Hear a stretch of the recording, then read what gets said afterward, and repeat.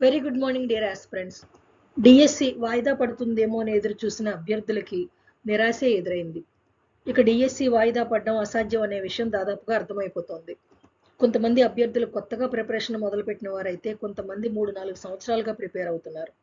ఈ వీడియోలో మీకు కొన్ని ఇంపార్టెంట్ క్వశ్చన్స్ చూపించబోతున్నాను. ఈ ప్రశ్నలు వస్తాయేమో అని ఊహించే ప్రశ్నలు కానీ ఏదో ఒక పుస్తకంలో చూసి ఇచ్చిన ప్రశ్నలు మాత్రం కావు.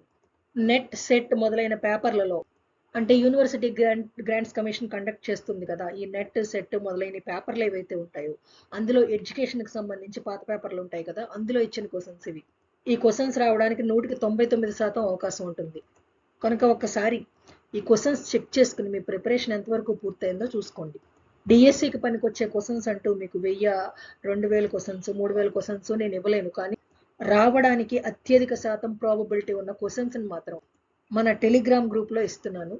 అభ్యర్థులు ఖచ్చితంగా చెక్ చేసుకోండి, మీ ప్రిపరేషన్ ఎంతవరకు వచ్చిందో తెలుస్తుంది. Which of the following statements are incorrect అంటే కింద ఇచ్చిన స్టేట్మెంట్స్ ఏవైతే ఉన్నాయో అందులో ఇన్కరెక్ట్ ఏది అని అడుగుతున్నారు. కానీ ప్రశ్న చదివేటప్పుడు జాగ్రత్తగా అబ్జర్వ్ చేసుకోవాలి. ఒక్కొక్కసారి which of the following statements are correct అని అడగొచ్చు, ఒక్కొక్కసారి ఇన్కరెక్ట్ అని అడగొచ్చు. పరధ్యానంలో ఉన్నప్పుడు అది కరెక్ట్ అనుకొని మళ్ళీ తప్పు ఆన్సర్ పెట్టే అవకాశం ఉంటుంది. ప్రశ్న అడిగింది కరెక్ట్ అని అడిగాడా, కింది స్టేట్మెంట్స్లో ఏది కరెక్ట్ అని అడిగాడా, ఏది ఇన్కరెక్ట్ అని అడిగాడా అనేది జాగ్రత్తగా చూసుకోవాలి. Option A కొద్దాం.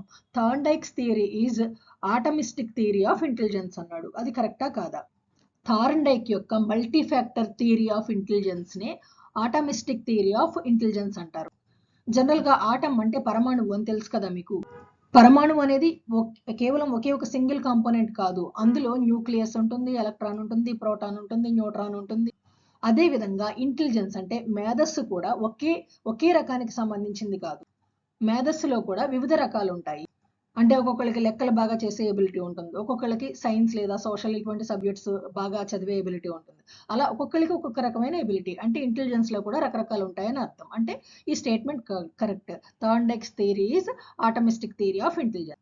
అదే విధంగా గుర్తుపెట్టుకోండి, థార్న్డైక్స్ యొక్క ఆటమిస్టిక్ థియరీ ఆఫ్ ఇంటెలిజెన్స్ నే multi factor theory of intelligence అని కూడా అంటారు.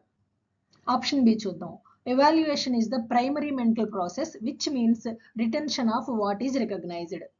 మీకు థార్న్డైక్ థియరీ అనగానే ఆటమిస్టిక్ థియరీ ఆఫ్ ఇంటెలిజెన్స్ మాత్రమే కాదు, యత్న దోష అభ్యసన పద్ధతి అనే పదం కూడా వెంటనే గుర్తు రావాలి. యత్న దోష అభ్యసన పద్ధతి అంటే trial and error learning method. Thorndike యొక్క trial and error learning method అనగానే థార్న్డైక్ పిల్లి మీద చేసిన ప్రయోగాలు మీకు గుర్తుకు రావాలి.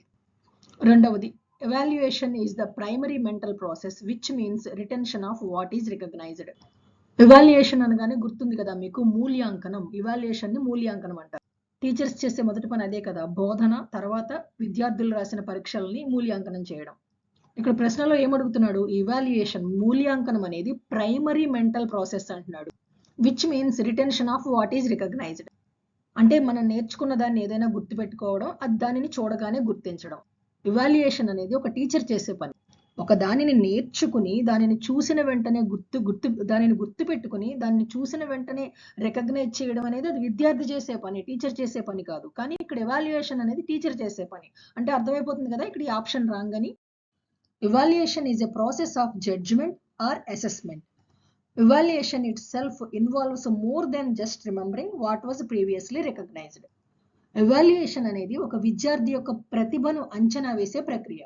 అంతే తప్ప ఒకసారి చదివిన అంశాన్ని గుర్తు పెట్టుకుని దానిని మళ్ళీ తిరిగి చూడగానే గుర్తించే ఒక విద్యార్థి చేసే ప్రక్రియ కాదు. బిస్మిల్లా, ఏ ritual that is performed at the age of 4 years 4 months and 4 days in Muslim education. ఇది కరెక్టా కాదా, ట్రూ ఆర్ ఫాల్స్? మీకు బిస్మిల్లా అనగానే ముస్లిం ఎడ్యుకేషన్ కి సంబంధించిందని అర్థమైపోతుంది వెంటనే. కానీ ఈ 4 years 4 months 4 days కి స్టార్ట్ అవుతుందా లేదా ఇదే డౌట్ మీకు, ఒకవేళ ఈ క్వశ్చన్ గురించి అవగాహన లేకపోతే. యాక్చువల్గా ఇది కరెక్టే. బిస్మిల్లా అనేది ముస్లిం పిల్లలకు 4 సంవత్సరాల 4 నెలల 4 రోజులకి ప్రారంభమయ్యే, అంటే హిందువులలో అక్షరాభ్యాసం అంటాం కదా అలా, ముస్లింలలో ఈ సాంప్రదాయాన్ని బిస్మిల్లా అంటారు. This ceremony marks the commencement of the child's formal learning, particularly the first steps in reading the Quran. అంటే ఒక ముస్లిం పిల్లవాడు సాంప్రదాయకంగా తన విద్యను ఆరంభించడం. పర్టిక్యులర్గా చెప్పాలంటే దీనిని ఖురాన్ చదవడంలో మొదటిమెట్టుగా చెప్పవచ్చు. ఈ క్వశ్చన్ చూడండి. Pabbajja A ritual performed at the age of 8 years in the Buddhist education. ఇది ట్రూనా లేక ఫాల్సా? ఈ పబ్బజ అనే సాంప్రదాయం బుద్ధిస్ట్ ఎడ్యుకేషన్ అంటే బౌద్ధ విద్యకు సంబంధించి ఒక పిల్లవాడికి 8 సంవత్సరాల వయసులో ఈ రిచువల్ ని జరుపుతారు అని.